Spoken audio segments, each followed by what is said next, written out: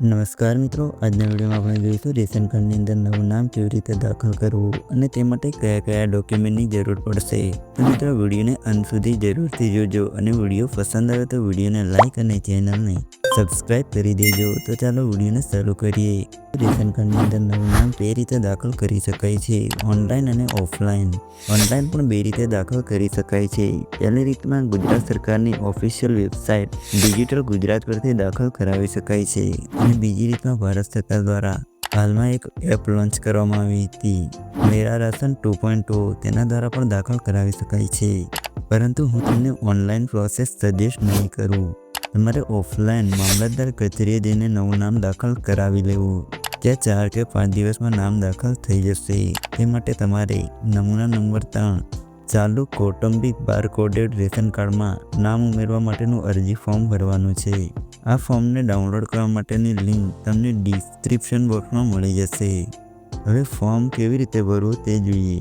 તો ફોર્મમાં અહીં તમારો જે તાલુકો હોય તે લખવાનું છે અને તેની જોડે જિલ્લો લખવાનો છે તથા તેની નીચે અહીં રેશન કાર્ડ ધારકનું નામ લખવાનું છે, જેમાં અટક પહેલાં લખવી, પછી કાર્ડ ધારકનું નામ, ત્યાર પછી પિતા અથવા પતિનું નામ લખવાનું છે।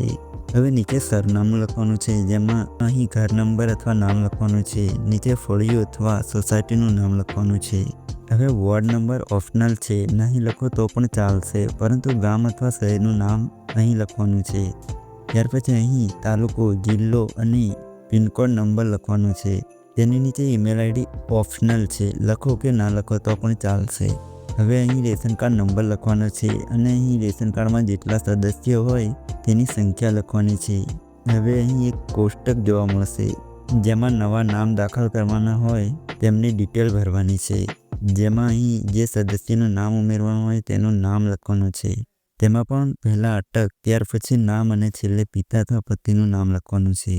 ત્યાર પછી અહીં જન્મ તારીખ લખવાની છે અને તેની જોડે જેન્ડર લખવાનું છે, એટલે કે પુરુષ હોય તો પુરુષ લખવાનું અને સ્ત્રી હોય તો સ્ત્રી લખવાનું છે। હવે અહીં કાર્ડધારક સાથે શું સંબંધ ધરાવે છે તે લખવાનું છે, એટલે કે પુત્ર, પુત્રી કે પછી પુત્રવધુ કે પતિ, જે સંબંધ હોય તે લખવાનો છે। હવે ચૂંટણી કાર્ડ નંબર ઓપ્શનલ છે, ના લખો તો પણ ચાલશે, પરંતુ આધાર કાર્ડ નંબર અને મોબાઈલ નંબર જરૂરથી લખો। ત્યાર પછી આ માહિતી ઉપર મુજબ ભરી દેવી। હવે બીજા પેજમાં જે વ્યક્તિ મામલતદાર કચેરીએ આ ફોર્મ લઈને જશે તેની સહી કરવાની છે। બધા સભ્યોએ જવાની જરૂર નથી, કોઈ પણ એક સદસ્ય જશે તો પણ ચાલશે।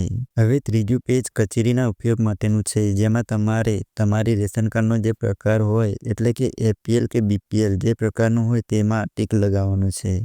ફોર્મ ભર્યા પછી જે સભ્યનું નામ ઉમેરવાનું હોય તેમના આધાર કાર્ડની નકલ અને રેશન કાર્ડની નકલ જોડી અને મામલતદાર કચેરીએ જે કાંઈ પ્રોસેસ કરવાની હોય તે કરશો, એટલે 4 કે 5 દિવસમાં નામ એડ થઈ જશે। પરંતુ મિત્રો, નવું નામ ઉમેરતા પહેલાં જે સભ્યનું નામ ઉમેરવાનું હોય તેનું નામ આગળ જે રેશન કાર્ડમાં ચાલતું હોય તેમાંથી કમી કરાવવું પડશે। ખાસ કરીને વિવાહિત મહિલાઓને તેમનું નામ પિયરની રેશન કાર્ડમાં ચાલતું હોય છે, એટલે તેમાંથી કમી કરાવ્યા પછી નવી રેશન કાર્ડમાં દાખલ થશે।